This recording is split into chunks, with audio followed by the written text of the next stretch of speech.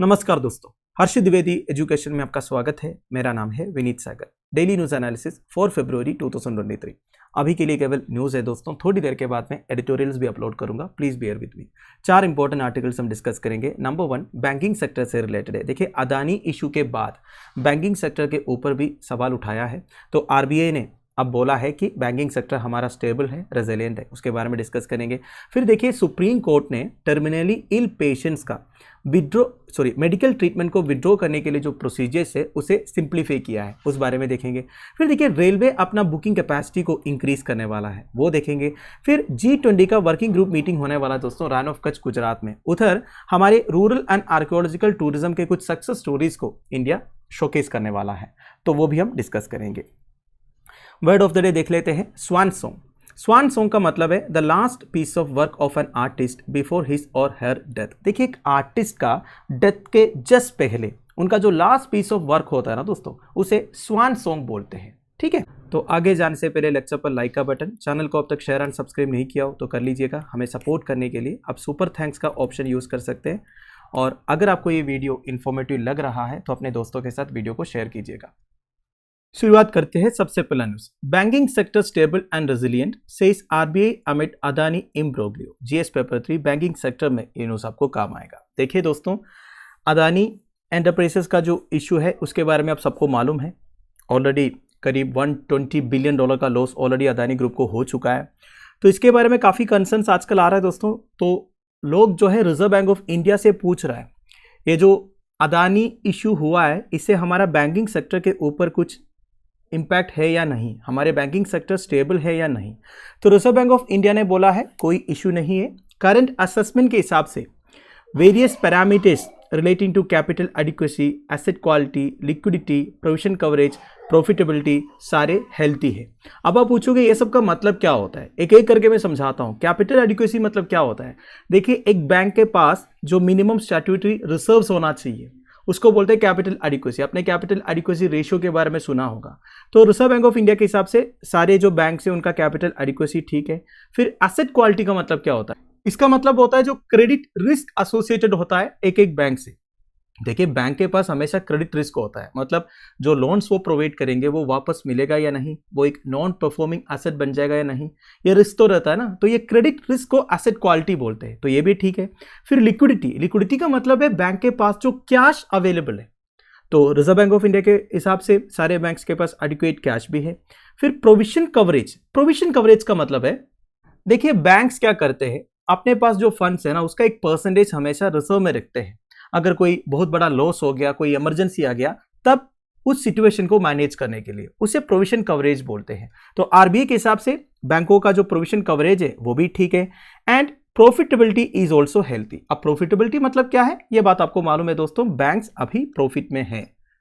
Now banks are also in compliance with the large exposure framework guidelines issued by the RBI। देखिए, reserve bank of India सारे बैंकों को कुछ guidelines issue किया है regarding large exposure framework. इसका मतलब क्या होता है दोस्तों? देखिए, बैंक्स क्या करते हैं, बड़े बड़े कॉर्पोरेट ग्रुप्स को large amount of money loan provide करते हैं।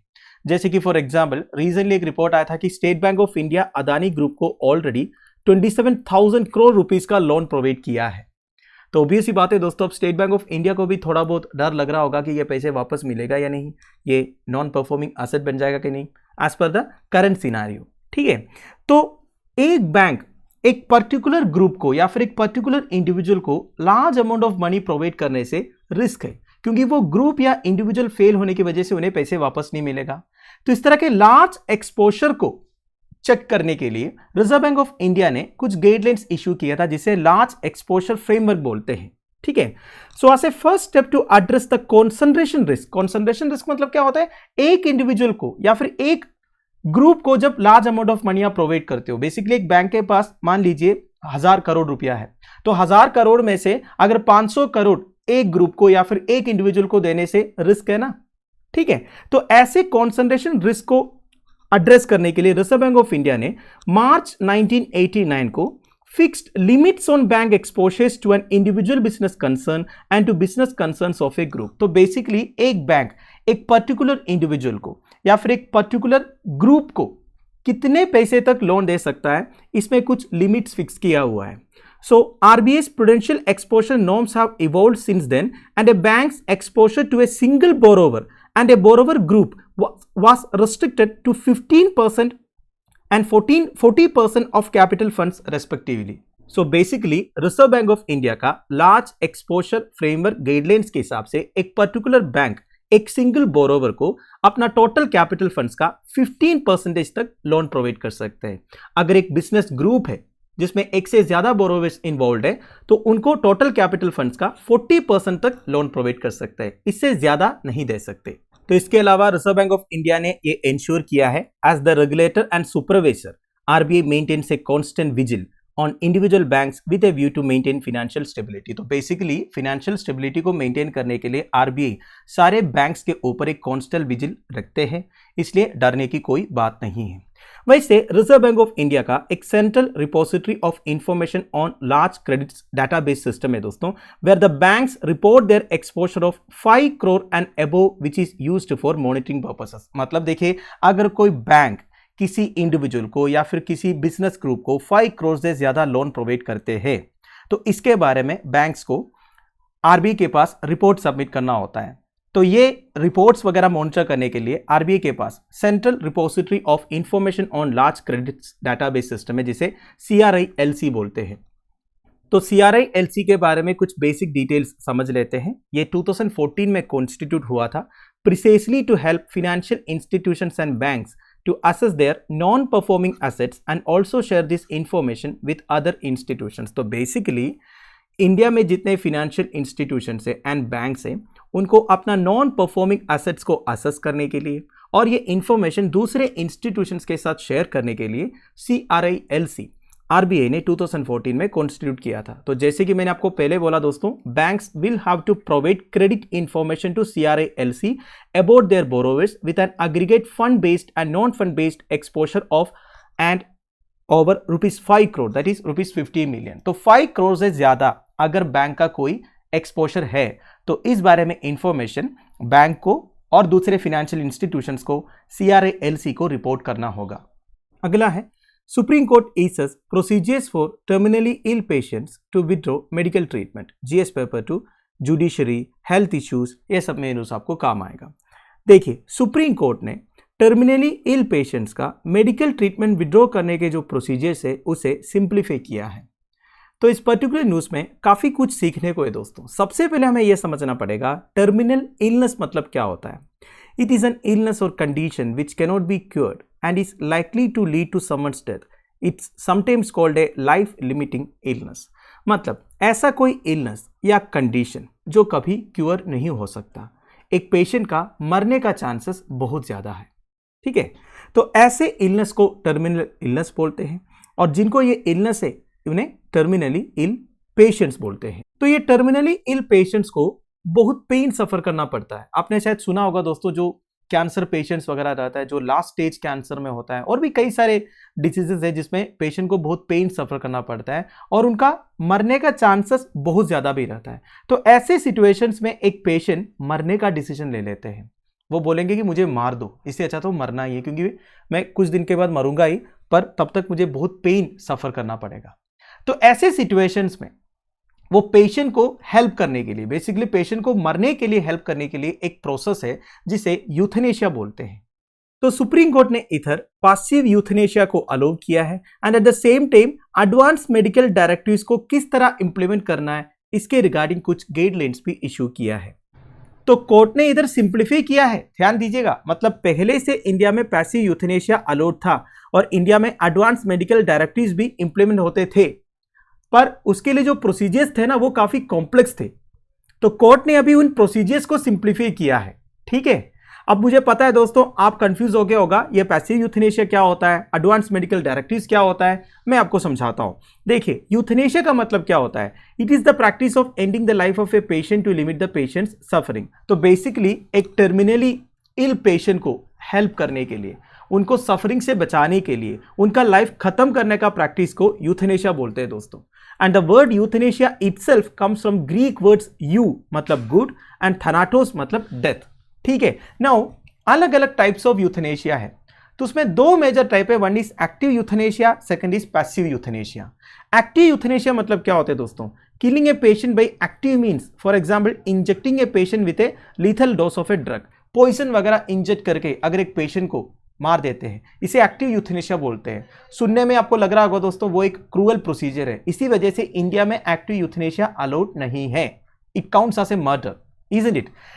पर इंडिया में कुछ सर्कमस्टेंसेस में पैसिव यूथनेशिया अलाउड है। अब पैसिव यूथनेशिया मतलब क्या होता है, intentionally letting a patient die by withholding artificial life support.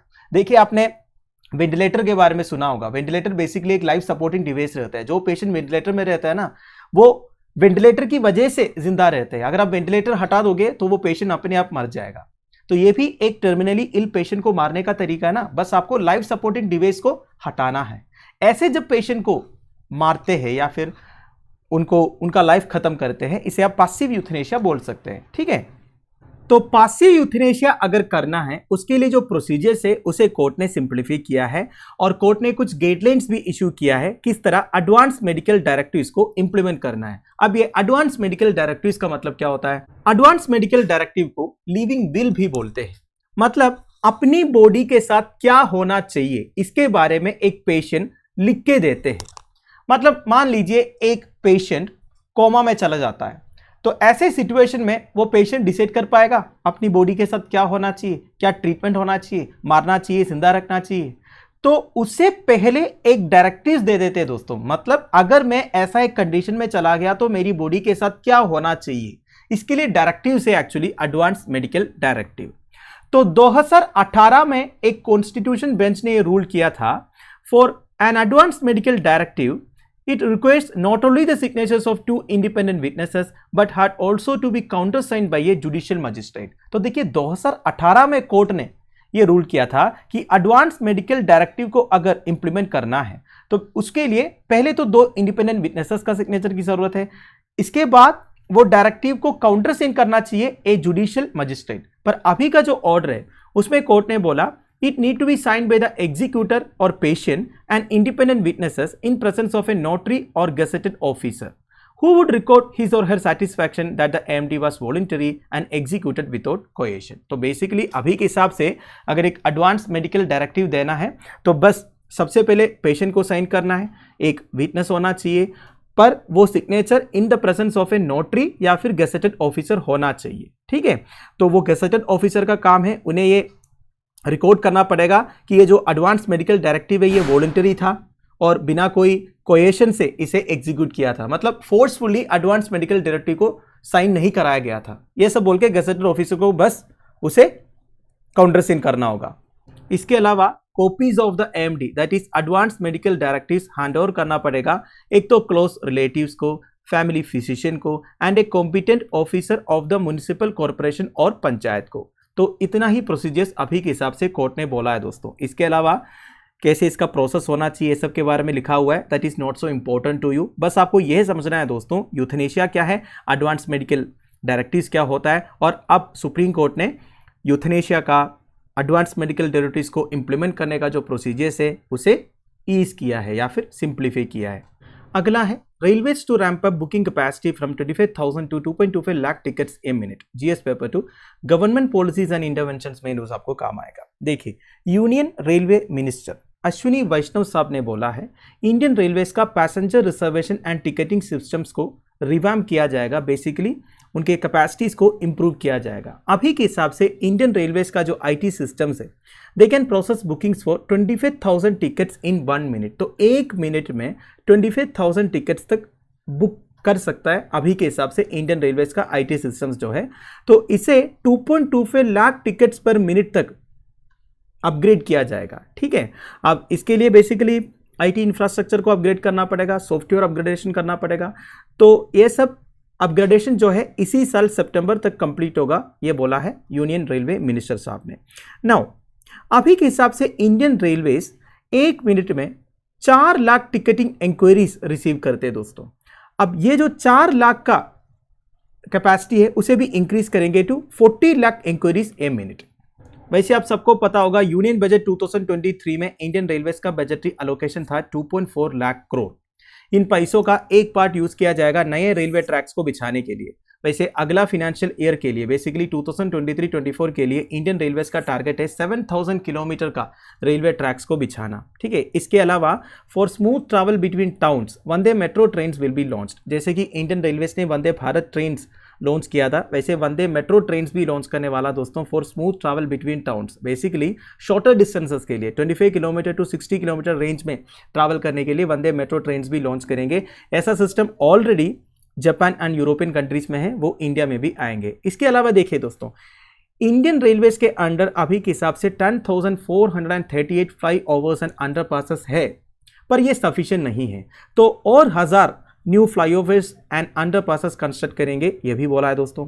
फिर देखिए one nation one product scheme को एक्सपांड किया जाएगा, ये बोला है। देखिए अभी के हिसाब से 594 स्टॉल्स ऑपरेशनल है 550 स्टेशंस में, ठीक है, तो इसे एक्सपांड किया जाएगा 750 स्टेशंस तक। वैसे one station one product scheme मतलब क्या होता है दोस्तों, बेसिकली लोकल आर्ट्स को, लोकल क्राफ्ट्स को प्रमोट करने के लिए एक एक स्टेशन को सेलेक्ट किया था। अब एक एक रेलवे स्टेशन को एक एक प्रोडक्ट को बेसिकली प्रमोट करना है, ठीक है। जैसे कि आपने one district one product scheme के बारे में सुना होगा ना, वैसे one railway station one product scheme, that is one station one product scheme है, इसे एक्सपांड किया जाएगा, ये बोला है दोस्तों। देखिए वैसे ये लॉन्च किया था institute of agricultural consultancy and rural development ने इंडियन रेलवेज के साथ। अगला है India to showcase success in rural and archaeological tourism at G20 meeting, GS paper 2 government policies tourism international meetings, ये सब में न्यूज आपको काम आएगा। देखिए इस साल की G20 प्रेसिडेंसी इंडिया के पास है, ये बात आप सबको मालूम है दोस्तों। तो G20 का जो फाइनल मीटिंग है ना, बेसिकली जहाँ पे सारे कंट्रीज के लीडर्स अटेंड करेंगे, उससे पहले काफ़ी सारे मीटिंग्स होने वाला है दोस्तों, काफ़ी सारे वर्किंग ग्रुप मीटिंग वगैरह होने वाला है इंडिया में अलग अलग सिटीज़ में, ठीक है। तो G20 से related first tourism working group meeting होने वाला है रान ऑफ कच्छ गुजरात में।